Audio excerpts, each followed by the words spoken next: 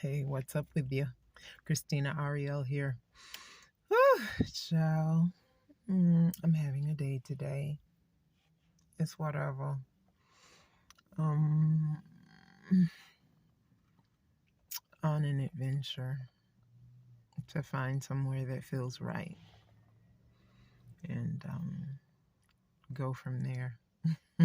Anywho,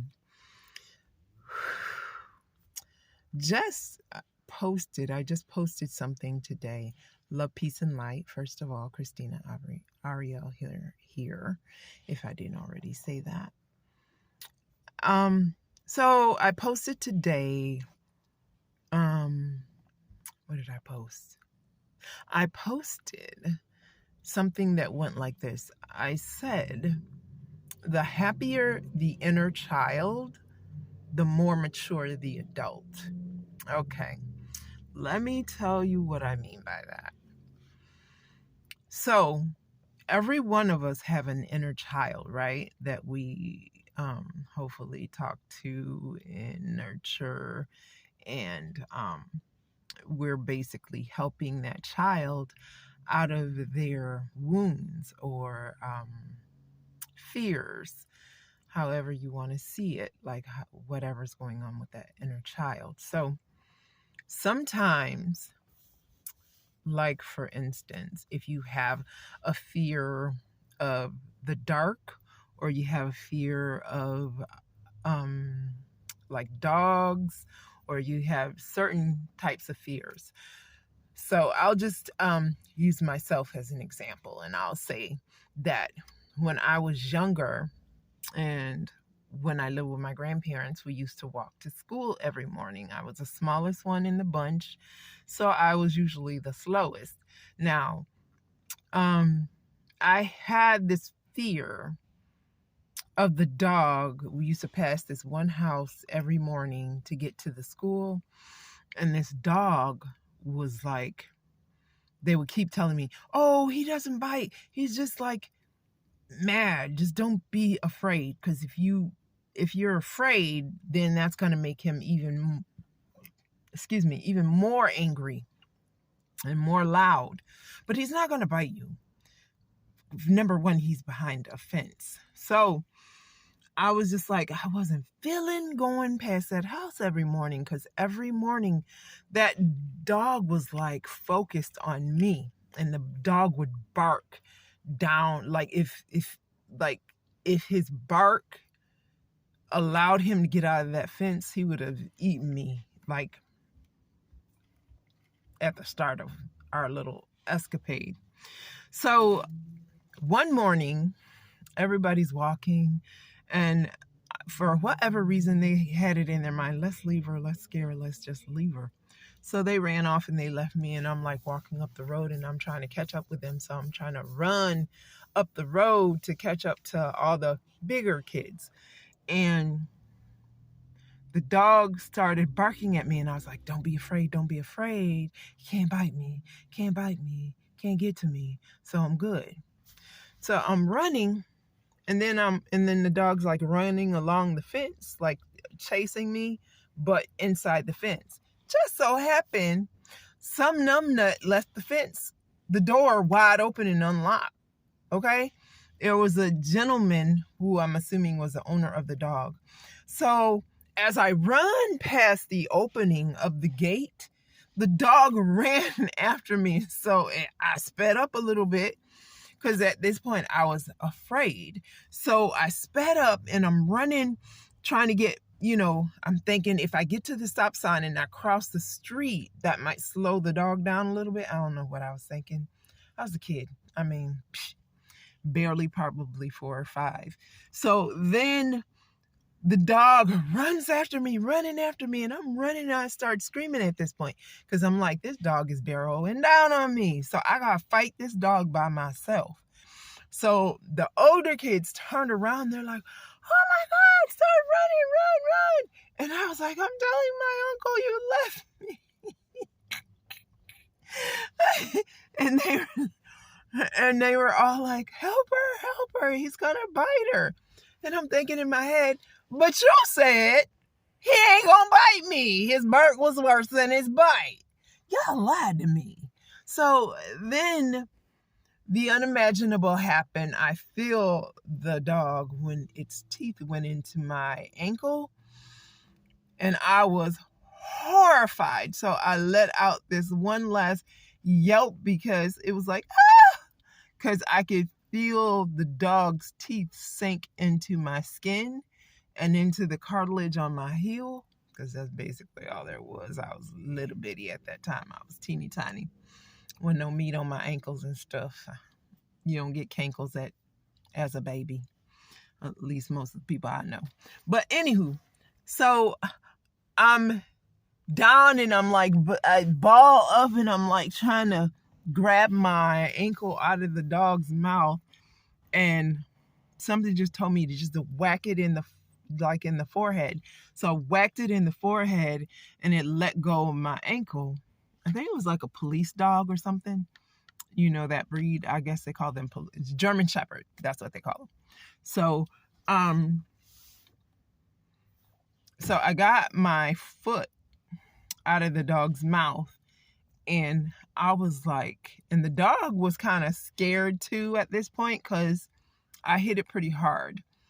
And the man was like, and all the older kids had made it to me by then, and they're like, that man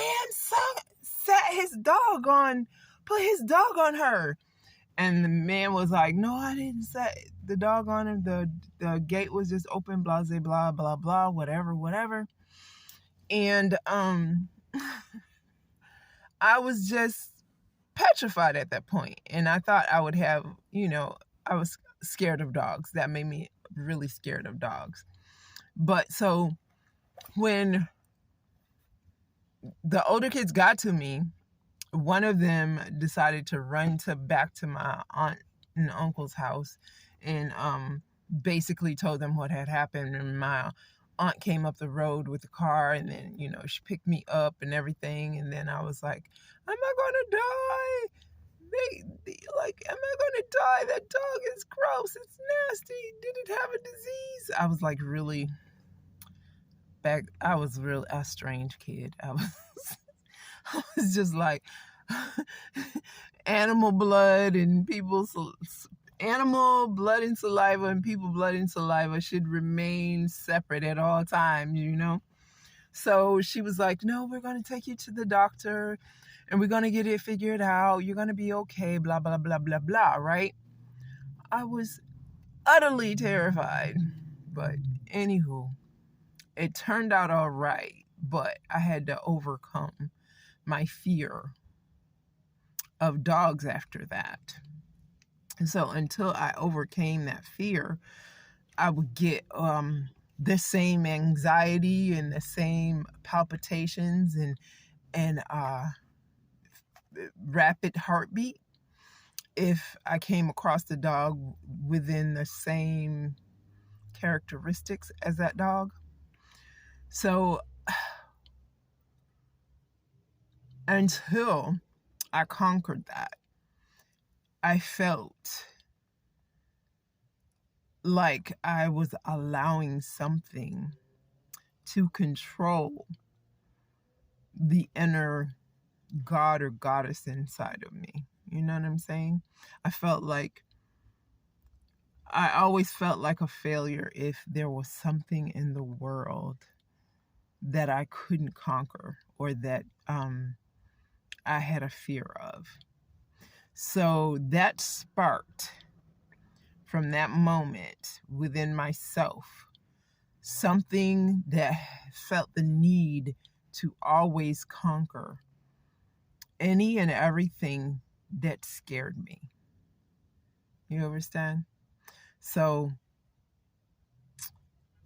when I talk about spa life, which is seeking power daily, okay, or seeking power always, is this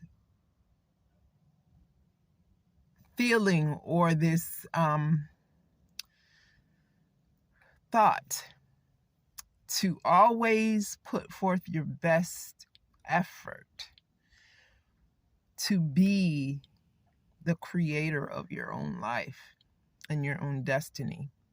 So for me,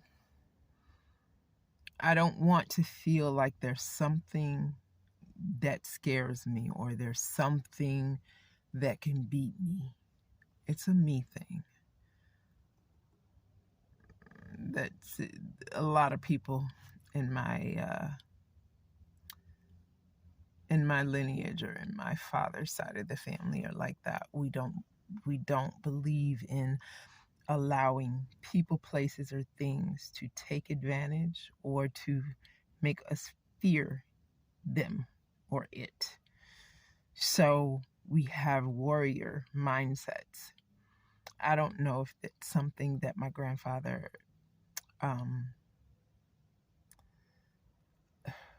what am I trying to say? I don't think it's something I don't know if he conceptualized it and put it into action, or if it's just something in the DNA. I'm not sure about that part. But I do know it's like, even when I was younger, it was like, never say die and never give up. Don't ever give up. If there's breath in your body, don't give up. So whenever I would play games or we would do things at gym time, they'd say, calm down. Like, for real, Ariel, just relax. And I was always like, no.